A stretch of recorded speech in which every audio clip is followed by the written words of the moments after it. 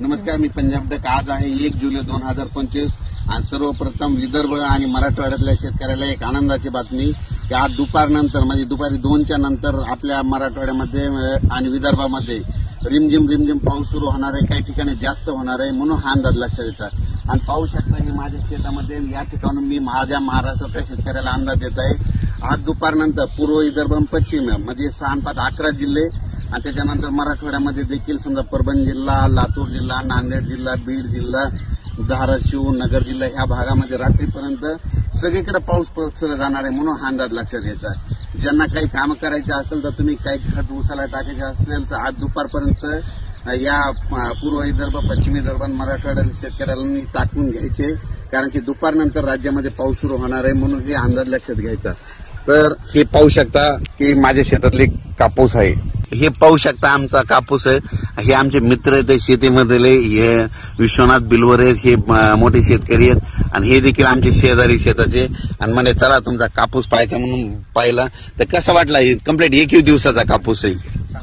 हो, तर हे 21 दिवसाचा हे माझ्या शेतातला कापूस आहे. हे लगेच तुम्हाला इकडला बाजूचा शेताचा त्या दिवशीचा तुम्हाला दाखवतो, म्हणजे नियोजनामध्ये किती फरक पडतो तो. तर हे पाहू शकता, हे धुराचं फक्त अंतर आहे हे. आणि हे इथूनच हे रस्ता आहे, पाऊल वाटे पाहू शकता. हे पाऊल वाटून इकडे येतो. एके दिवसाचा कापूस आहे. कधी वाटल्यास कधी धामणगावला यायचं आणि कोणी येऊन आपल्या गावातल्या शेतामध्ये पाहू शकता. हे असा कापूस एवढा हे कम्प्लीट 21 दिवसाचा कापूस आहे. बघा कम्प्लीट केवढे झाड झाले.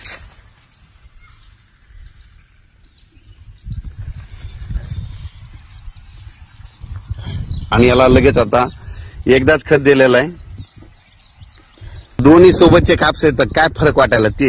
हे कापूस उजवा आहे आणि तिकडला डाव आहे. एका दिवशी पेरणी केलेली आहे, म्हणजे लागवड केलेली. त्यांनी दक्षिण उत्तर केलं, आम्ही दक्षिण उत्तर केलं.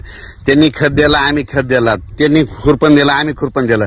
पण आम्ही खुरपण काय केलं, तण नसताना खुरपिलं म्हणून ही आमची जमीन गच आहे, त्याच्यामुळे हे कापूस सुटला. असं नियोजन करा. संपूर्ण मी शेतकऱ्याला नियोजन सांगणार आहे, पण शेतकऱ्याला सांगतो आज 1 जुलै 2 आणि 3 राज्यामध्ये वेगवेगळ्या भागामध्ये पूर्व विदर्भ, पश्चिम विदर्भ, मराठवाड्यामध्ये पाऊस पडणार आहे म्हणून सगळ्यासाठी आनंदाची बातमी. हे संपूर्ण क्षेत्रफळ आहे कापसाचं. 4 एकर कापूस आहे.